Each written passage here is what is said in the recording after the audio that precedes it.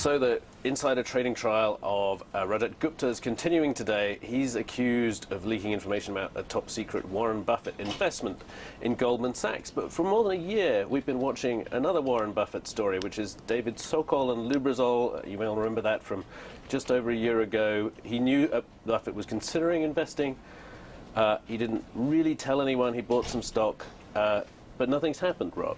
No, so where do we stand? It's been sort of quiet. So we use this as an opportunity to look at, the Gupta trial has argued around a couple of different things. One was, as Ren's pointed out, whether or not he had anything to gain from it, which was clearly the case with David Sokol, who was personally trading with $10 million in his own personal account. Right. What was less clear in the Sokol case, or maybe one of the reasons for the delay, is that it wasn't absolutely 100% sure that he was dealing in material information. Whereas that seems to be crystal clear in the fuzziness. What did he know and when did he know it? So you need both these things for you need material. trading, you need to deal with confidential information that's material, meaning people would want to know that. And you need to benefit from it in some way. And if you're a tipper, which Gupta is, he gave Rajaratnam information. He needs to have benefited from giving him the information. If you're Sokol and you're trading, I mean, they're right there. You're either, you don't need to. So on that count, it's not too hard to figure out. But go back to Gupta. I mean, is he?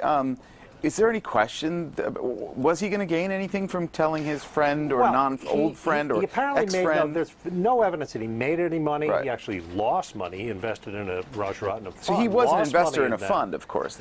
Correct. Right. And he had, so there was something there that perhaps they can come up with some reason that he had some monetary gain. But it's enough. There have been cases that say it's enough if you're just buddies with this guy. Right, so it's enough to know your friend is going to benefit. I like you. Maybe down the road you'll help me. I'd like to give you this information. But that's the fuzziness in the law.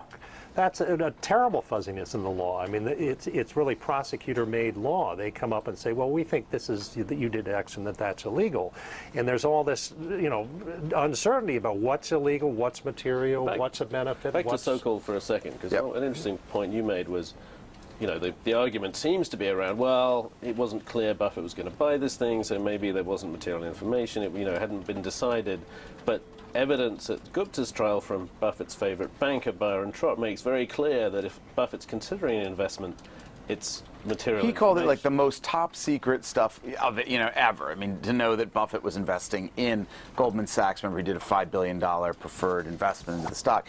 And the read-through, at least to my mind, was, well, wait a minute, just the very knowledge that Buffett is considering something makes it material. And in the case of Lubrizol, what David Sokol did know, we knew he bought stock a few days after or weeks within knowing that the board of Lubrizol was going to meet to deliberate on whether or not to engage with Buffett on a deal. So, I mean, I just put it in a sort of really simple terms. What if we sent a headline over Reuters terminals that said, Lubrizol considering Buffett acquisition by Buffett? It would be pretty material to the stock price. Buffett. I mean, obviously, Buffett's investment, people are going to react.